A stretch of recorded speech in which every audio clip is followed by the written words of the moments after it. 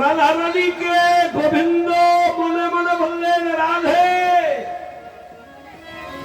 তবে এমন করে ডাইরেক্ট বললো না, কারণ উনি জানতে রাধা রানী যেভাবে আমাকে দেখে, রাধা রানী যেভাবে আমাকে ভালোবাসে, আমি যদি সরাসরি বলি রাধে, বৃন্দাবন ছেড়ে নবদ্বীপে যাওয়া হয়তো বাঁচবে না। তাই গোবিন্দ করেছিলেন কি জানেন, বৃন্দাবনে অগণিত রাধা গোবিন্দ বিলাস তত্ত্ব হয়েছে, লীলা তত্ত্ব হয়েছে, কিন্তু বৃন্দাবনের সর্বশেষ লীলা মাধুর্য মণ্ডিত লীলা কোন লীলা না, যেটা আজকের হবে রাত 12টার পর।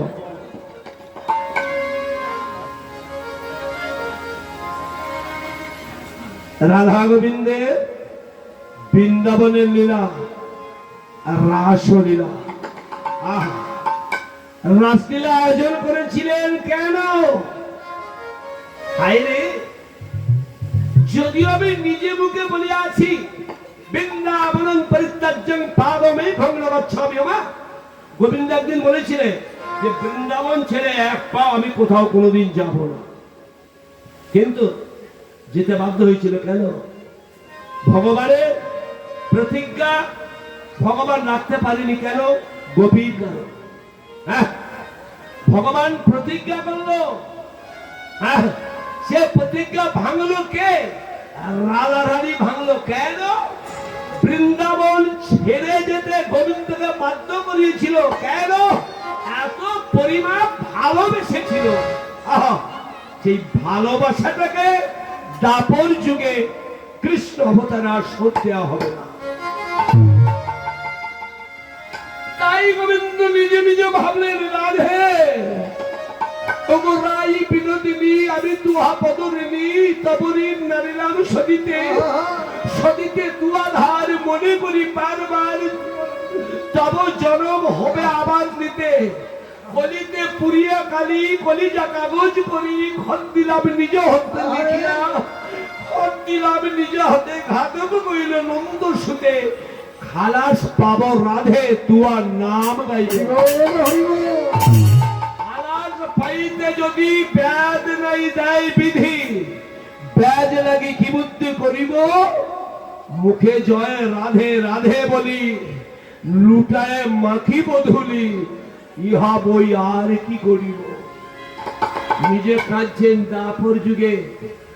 এমন করে কেউ কাউকে ভালোবাসতে পারে গো?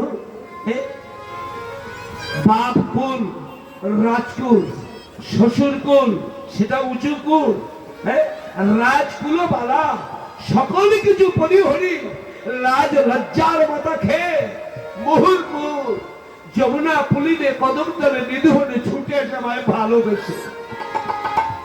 মনের কথা মনে রেখে রাস রজনী নির্মাণ করলো, আনন্দের রজনী শুরু করলো। মা দেখো গৌর যে বৃন্দাবন থেকে কৃষ্ণচন্দ্র গৌর রূপে আসবে মাটি তৈরি হচ্ছে।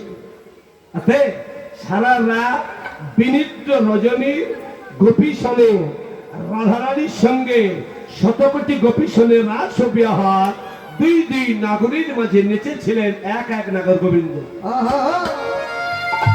অদ্ভুত ব্যাপার। পদাবলী কীর্তনীয়রা পরিবেশন করে, যারা ভাবে অবাক হয়ে যায় পদের পদার্থটা বোঝা দাও। কি গো শতকোটি গোপী শোনে রাস বিহার দুই দুই নাগরীর মাঝে একটাই কৃষ্ণ বৃন্দাবন। শতকোটি গোপী দুজনের মাঝখানে একটা একটা করে পার্টি। কৃষ্ণ হলো কি করে? নাচের ভ্যারাইটি। লাট্টুতে এখন উঠে গেছে, এখন মোবাইল এসে গেছে, অনেক খেলা চলে গেছে, হাডুডু চলে গেছে, গজি খেলা চলে গেছে, বউ বাসন্তী চলে গেছে, কি গো ডাংখোড়ে চলে গেছে। চলে গেছে কি সেই ফিতে দিয়ে গোল মতো নিচে পিন দেয়া থেকে লাট্টু খেলা হতো না, লাড্ডু খেলা চলে গেছে। মোবাইল তো ওটা সব। গোবিন্দ প্রসে যে শতকোটি গোপীর মন ভরিয়ে দিয়েছিল, সেটা কেন? একটা লাট্টু যে বাচ্চারা ঘোরা লাট্টুর একদিকে যদি একটু লাল রং দেওয়া হয় লাট্টুটা দড়ি দিয়ে টেনে ছুঁড়ে মারলে বনবন করে ঘুরবে, কিন্তু তখন দেখা যাবে এক জায়গায় না, গোটা লাট্টুতে রং দেয়া, মানে এমন গতিবেগ ঘুরবে, রংটা আপনার কাছ থেকে সরে গিয়ে ফিরে আসবে, আপনার সে চিন্তা দেখবার আগে মনে হচ্ছে গোটা লাট্টুটা রং বোঝাই করে। ঠিক তেমন গোবিন্দের নাচে একাই গোবিন্দ, কিন্তু পদাবলী লিখতে বাধ্য হলো, কারণ প্রত্যেকটা ব্রজগোপীর মন সন্তুষ্ট হয়েছিল, সবাই ভেবেছিল, দেখেছিল গোবিন্দ আমার কাছে আছে। কি আনন্দ, রাসে কি আনন্দ! এতেও গোবিন্দ রাধারানীকে তৃপ্তি দিতে পারছে না, মনে ভাবলো, তাই করলো কি, রাসের অন্তর্ধান লীলা হলো। মা অন্তর্ধান হলো মানে রাধা রানীকে নিয়ে গোবিন্দ আমার পালিয়ে গেল, চুরি করে পালিয়ে গেল। সারা রাসের রজনী নৃত্য হলো, বাজনা হলো, গান হলো, যে যার মতো যন্ত্র ললিতা বিশাখা যে যার দৈল সব বাজালো। এবার ঠিক সকাল আবার খানিকটা আগে সখীরা রাধা গোবিন্দকে নিকুঞ্জ ভবনে ঠেলে দিয়ে বলে, অনেক কষ্ট করেছে রে ও বাবা, আমাদের যশোদার ননির পতু, গা দেখিস না কেমন নরম, এত নেচেছে, গেয়েছে, বাজিয়েছে, বড় কষ্ট হয়েছে, একটু বিশ্রামে দিই।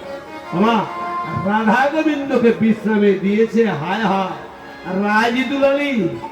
রাজদুলালি রাধারানী সারা রাত জাগরিত হয়েছে, নেচেছে, দুলেছে, কি গো কত ঢলাঢলি করেছে, কষ্ট হয়েছে। রাধারানী যা শুয়ে পড়েছে, আরে সে তো রাত নেই, প্রাক সকাল, সকাল হবার একটু ঘুমিয়ে পড়েনি, নিদ্রা দেবীকে আনয়ন করেছে গোবিন্দ। নিদ্রা নিদ্রা নিদ্রা এসে দাঁড়িয়েছে। হে গোবিন্দ, আমায় ডাকা হলো অসময়ে কেন? তুমি রাধারানীর অঙ্গে ভর করো কাজ, কারণ আমি বৃন্দাবন ছেড়ে, দাপর যুগ ছেড়ে আগত কলিযুগে গৌর হব। ভগবানের আদেশ। নিদ্রা দেবী ভর করলো, নিদ্রা দেবী কোলে রাধারানী ঢলে পড়লো।